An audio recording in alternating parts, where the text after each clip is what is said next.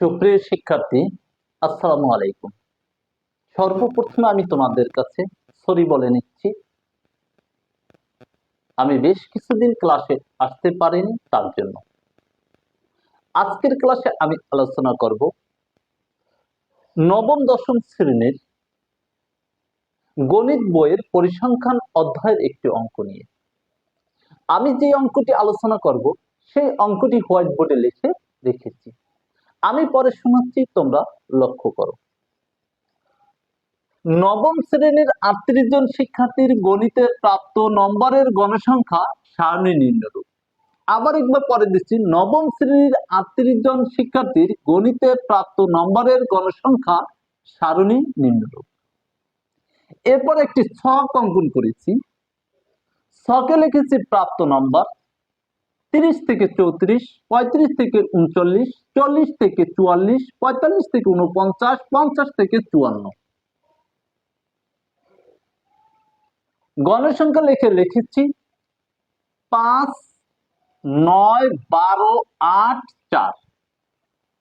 ক নম্বরে প্রশ্ন আমি লিখেছি প্রত্যেক শ্রেণীর মধ্যমান নির্ণয় করো।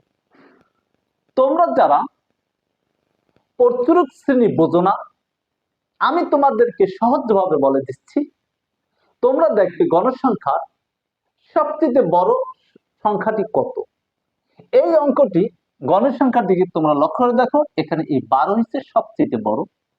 এর শ্রেণী ব্যক্তি যেটি হবে,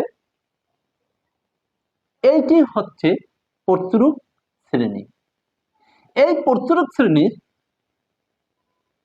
40 এবং 44 এই দুটি যোগ করতে হবে।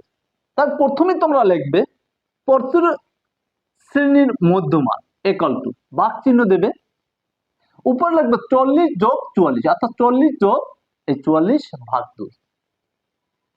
40 এবং 44 যোগ করলে হয় 84, এটা 2 দিয়ে ভাগ ধরা হয় 42।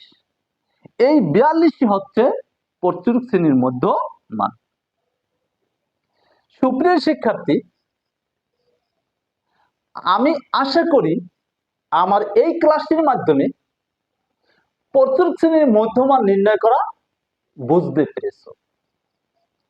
তোমরা যারা প্রত্যেক শ্রেণীর মধ্যমান নির্ণয় করতে বুঝতে পারোনি, আমাকে কমেন্টের মাধ্যমে জানাবে। পরবর্তীতে আমি ঠিক একই রকম একটি ক্লাস নিয়ে তোমাদের মাঝে আসব।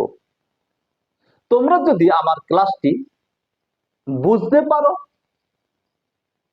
তাহলে তোমাদের সহপাঠীদেরকে আমার ক্লাসটি দেখার সুযোগ করে দেওয়ার জন্য লাইক, কমেন্ট, শেয়ার দিবে, আমাকে উৎসাহিত অনুপ্রাণিত করি। আমি তোমাদের সুস্বাস্থ্য কামনা করে আজকের ক্লাস থেকে বিদায় নিচ্ছি। সকলকে ধন্যবাদ। আসসালামু আলাইকুম।